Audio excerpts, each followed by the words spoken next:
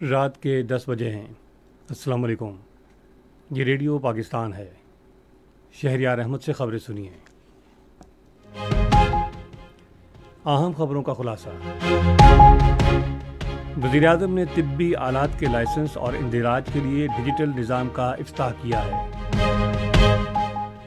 نائب وزیر اعظم نے کہا ہے کہ پاکستان مسائل کے باوجود 2030 کے ایجنڈے کے حصول کے لیے مکمل طور پر پرعزم ہے۔ وزیر مواصلات نے نیشنل ہائی وے اتھارٹی کو سڑکوں کے منصوبوں کی بروقت تکمیل یقینی بنانے کی ہدایت کی ہے۔ پاکستان اور آسٹریلیا نے توانائی اور کان کنی کے شعبوں میں تعاون بڑھانے پر اتفاق کیا ہے۔ اور اب خبریں تفصیل کے ساتھ۔ وزیر اعظم شہباز شریف نے طبی آلات کی لائسنسنگ اور اندراج کے لیے ڈیجیٹل نظام کا باضابطہ آغاز کر دیا ہے، جس کے تحت رجسٹریشن کا آن لائن عمل 20 دن میں مکمل ہوگا۔ انہوں نے آج اسلام آباد میں اس نظام کی افتتاحی تقریب سے خطاب کرتے ہوئے کہا، اب فیصلے تیزی کے ساتھ شفافیت سے ہوں گے۔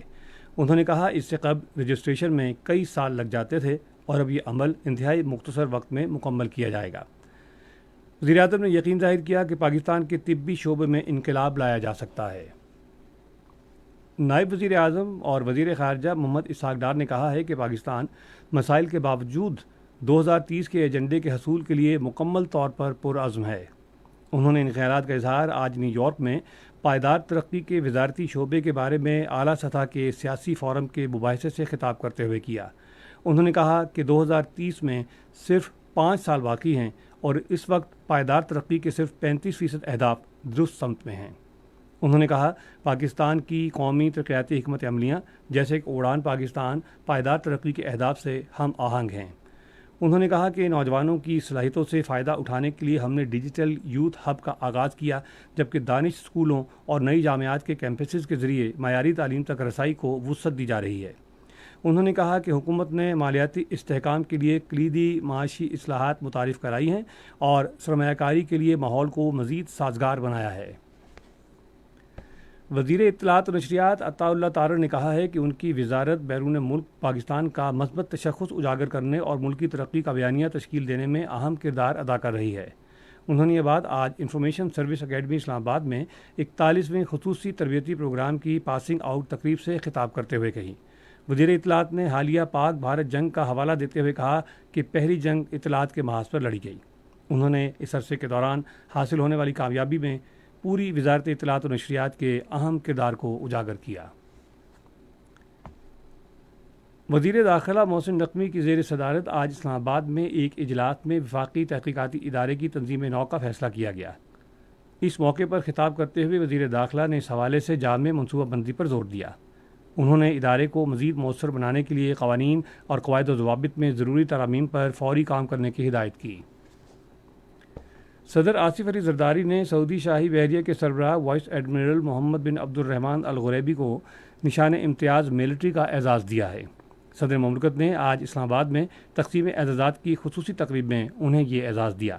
بعد میں وائس ایڈمرل محمد بن عبد الرحمن الغریبی نے اسلام آباد میں صدر آصف علی زرداری سے ملاقات کی۔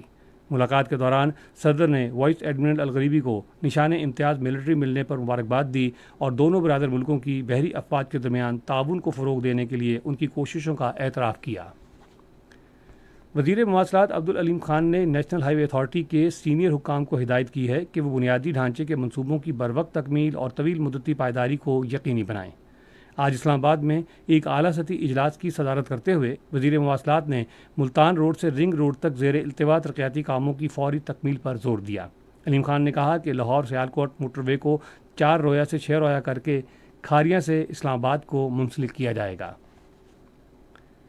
پاکستان اور آسٹریلیا نے توانائی اور معدنی شعبے میں تعاون بڑھانے پر اتفاق کیا ہے۔ یہ اتفاق رائے آج اسلام آباد میں وفاقی وزیر پیٹرولیم علی پرویز ملک سے آسٹریلوی ہائی کمشنر نیل ہاکنز کی ملاقات کے دوران طے پایا۔ وفاقی وزیر نے کہا کہ توانائی کے شعبے میں باہمی تعاون سے معاشی ترقی کو فروغ ملے گا۔ انہوں نے آسٹریلوی کمپنیوں کو پاکستان میں سرمایہ کاری کی دعوت دیتے ہوئے آسٹریلیا کو کانکنی اور توانائی کے شراکت داری کے مکمل تعاون فراہم کرنے کا حکومتی عزم ظاہر کیا۔ وزیر مملکت برائے سمندر پار پاکستانی اور انسانی وسائل کی ترقی اوم چودھری نے فرانس میں پاکستان کی سفیر ممتاز زہرا بروچ سے پیرس میں پاکستانی سفارت خانے میں ملاقات کی۔ ملاقات میں فرانس میں مقیم پاکستانی کمیونٹی سے متعلق امور اور پاکستان فرانس دو طرفہ تعلقات کو بڑھانے پر غور کیا گیا۔ دونوں حکام نے فرانس میں بیرون ملک مقیم پاکستانیوں سے متعلق مختلف امور پر تفصیلی تبادلہ خیال کیا۔ خبریں ختم ہوئیں۔ مزید خبروں اور تجزیے کے لیے آئیے ہماری ویب سائٹ پر، پتہ ہے radio.gov.pk، اور فیس بک کے link radio Pakistan news official پر براہ راست ویڈیو اسٹریمنگ بھی ملاحظہ کیجیے۔